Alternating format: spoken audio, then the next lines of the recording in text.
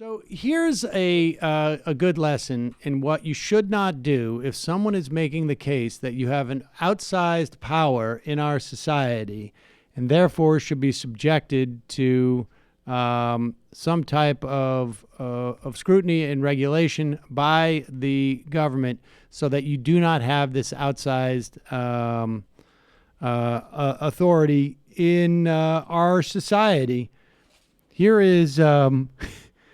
Here's Charles Payne trying to justify why Facebook did the right thing by pulling down Elizabeth Warren's ads talking about her introduction of antitrust measures or proposed antitrust measures to break up Facebook.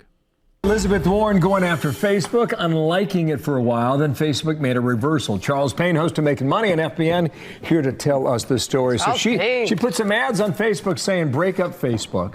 Facebook took the ads down. Right. Because they said she used the Facebook logo. Right. And then they later put them back up. Yeah. What's happening? I mean, if someone put a tag on my back, said, kick me, I'm going to take it off.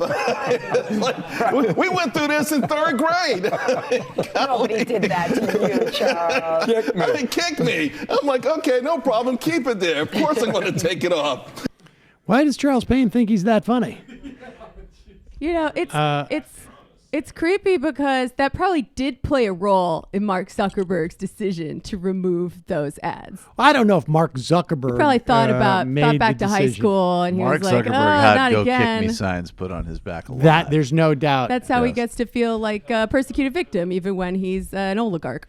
But this, I mean, the Or was Facebook, it a culture jammer inside Facebook who was like, let's really underscore just the importance of her point. I just want to, yeah, exactly. I mean, Facebook, we know that most people get their news from Facebook, at least in part, if not in, the majority.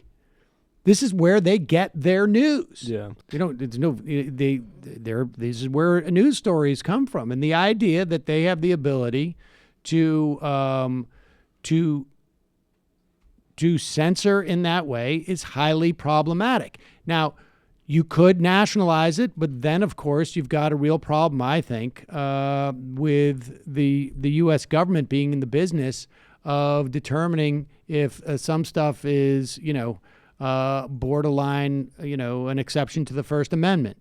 And so I think, nationalizing Facebook or Google, I find to be highly problematic. I think there's a lot of things that everything would be tied up in the courts.